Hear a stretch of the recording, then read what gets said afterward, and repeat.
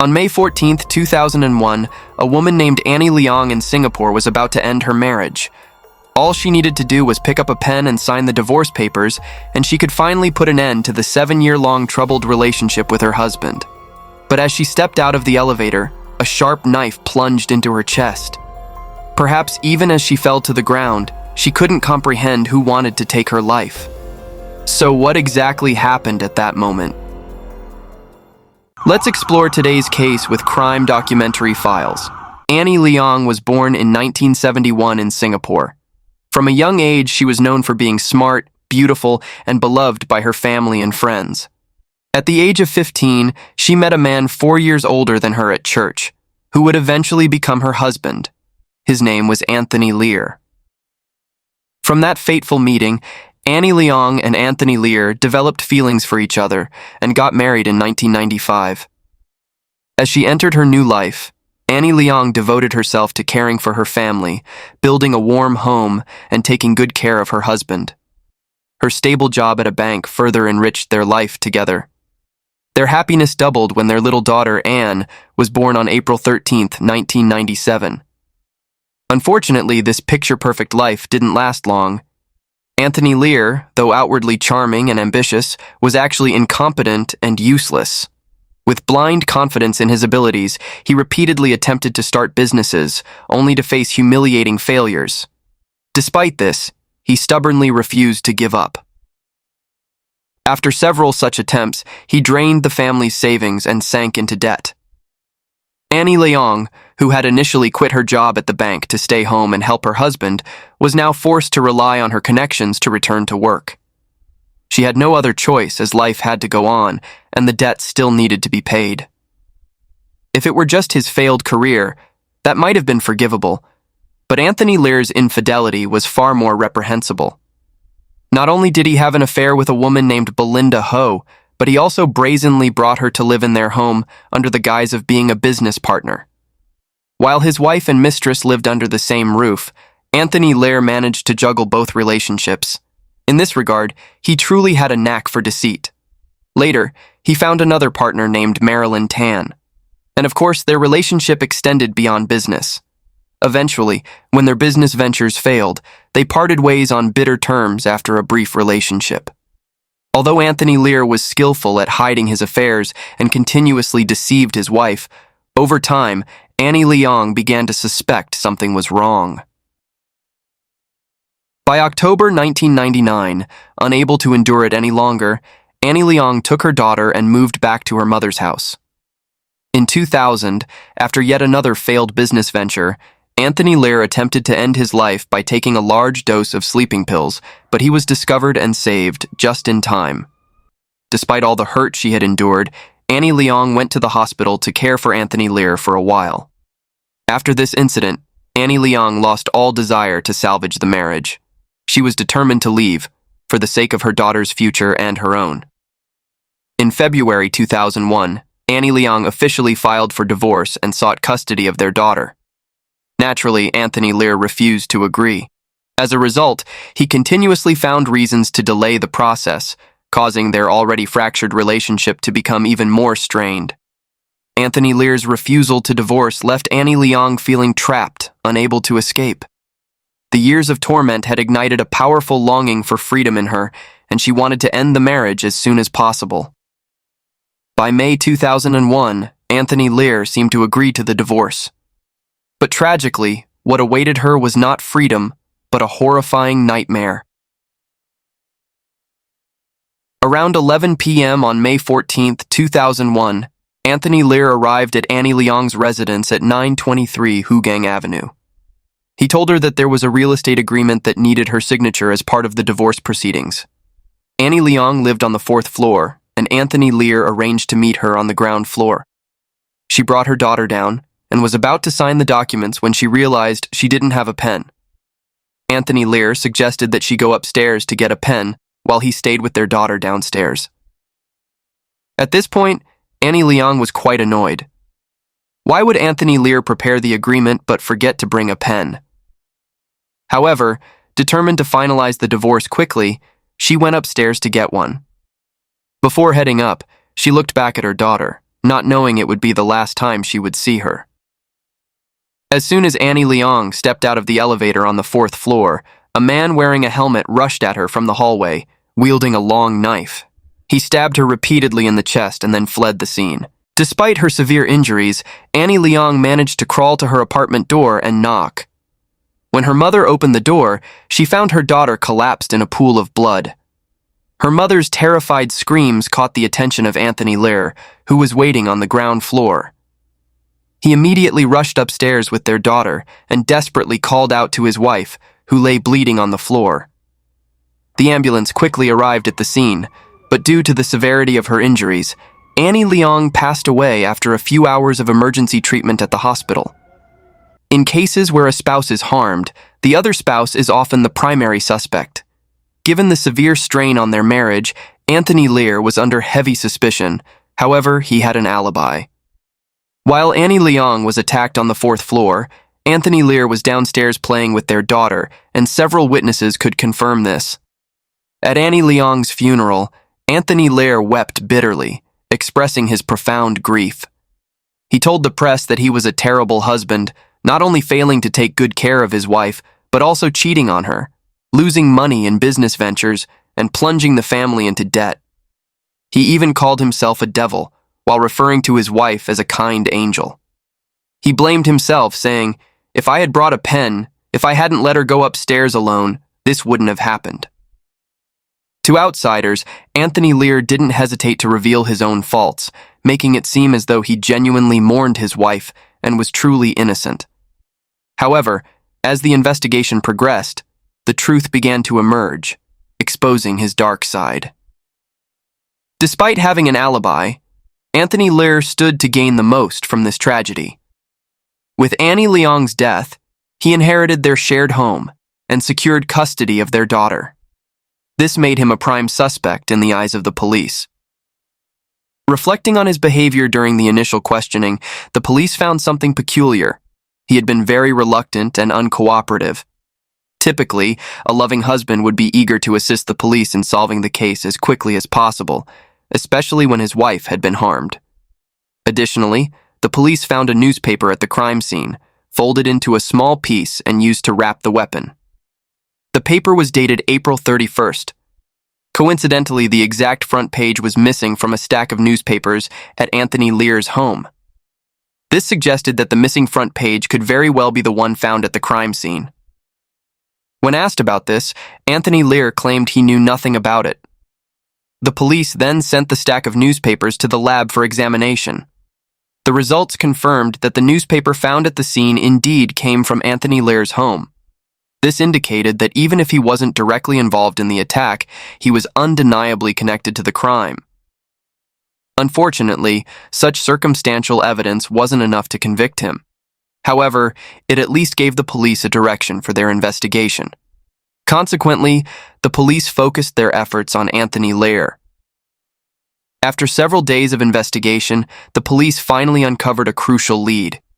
Neighbors had noticed Anthony Lear frequently gathering with a group of 5 young men, but these meetings didn't seem like typical friendly get-togethers. Instead, they appeared to be plotting something. On May 18, 2001, just 4 days after the incident, the police located 2 of the 5 young men. One was a 15-year-old named Gan, and the other was 16-year-old Gavin Jin Wei, who had dropped out of school.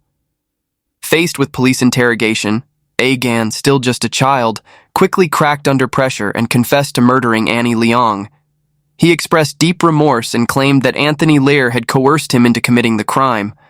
With this powerful testimony, the police formally arrested Anthony Lear that same day. On May 19, 2001, both Anthony Lear and Gan were officially charged with murder. However, the big question remained: why would Gan willingly become a tool for someone else's murderous intentions? To understand this, we need to rewind to February 2000. At that time, Anthony Lear met the 5 young men outside a McDonald's in the Pasir Ris area, located in eastern Singapore.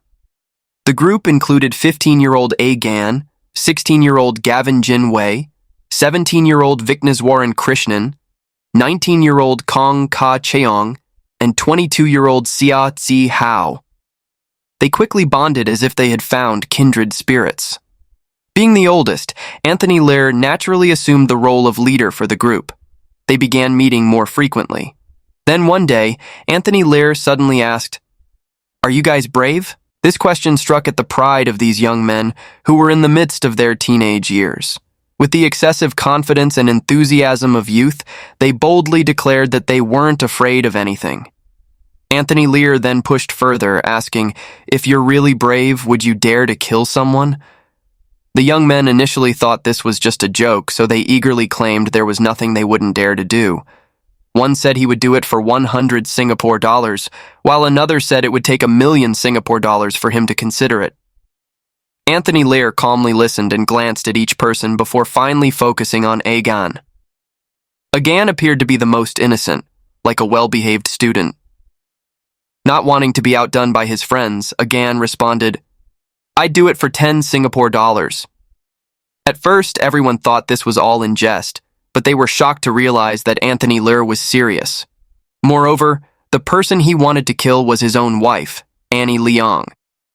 Initially, Anthony Lear approached Xia Hao, the oldest in the group.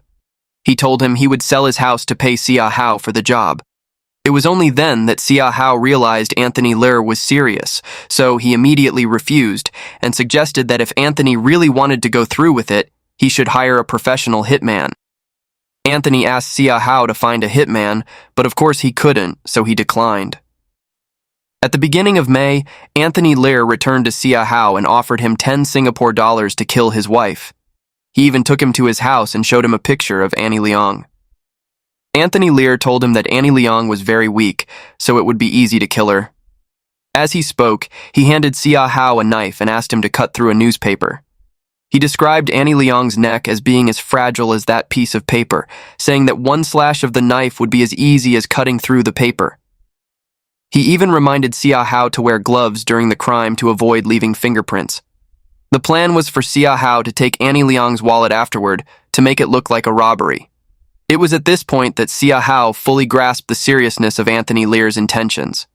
However, he firmly refused, saying, "I won't do anything illegal."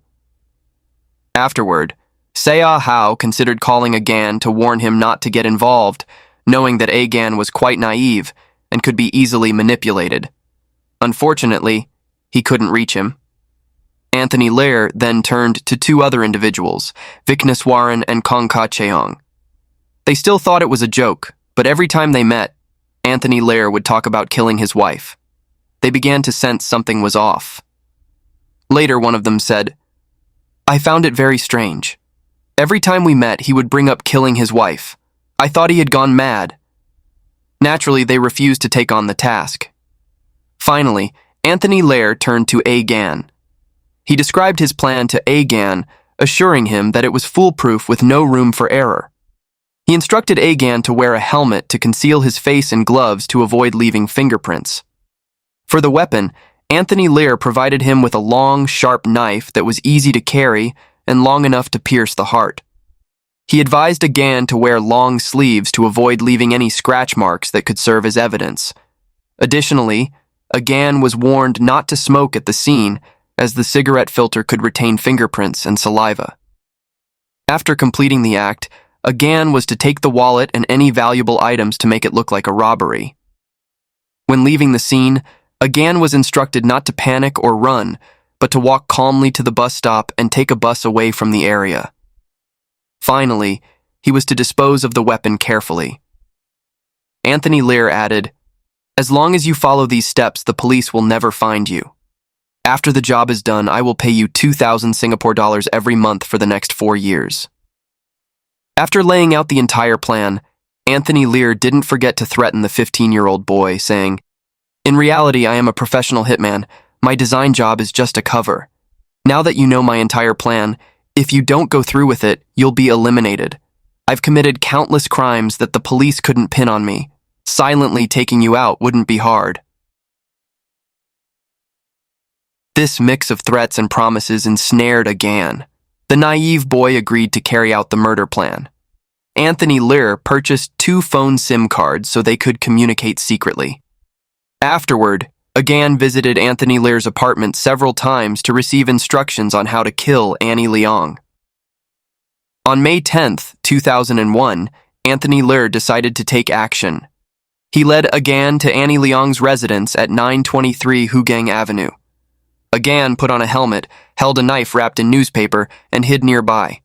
When Annie Leong got out of a taxi, Agan followed her up to the 4th floor. Shortly afterward, Annie Leong came back down, carrying her daughter to the playground. Seeing her with her child, Agan couldn't bring himself to go through with it and abandoned the plan. After the first failed attempt, Anthony Lear immediately set up a second plan. The next day, May 11th, Agan followed his instructions and returned to Annie Leong's residence. At this point, Agan wanted to back out of the plan, but Anthony Lear called him and ordered him to proceed. Agan walked around the 4th floor with the knife but didn't see his target. As he went back downstairs, he saw Annie Leong and her daughter playing in the playground on the 1st floor. Seeing this, Agan abandoned the plan once again. With the plan failing twice, Anthony Lear became very angry and decided to confront Agan. But Agan told him he wanted to quit and didn't want to do it anymore. With the plan so close to completion, Anthony Lear, of course, refused to accept this.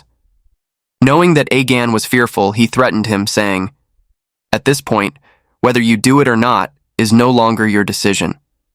If you insist on backing out, be prepared to find your parents and siblings dead."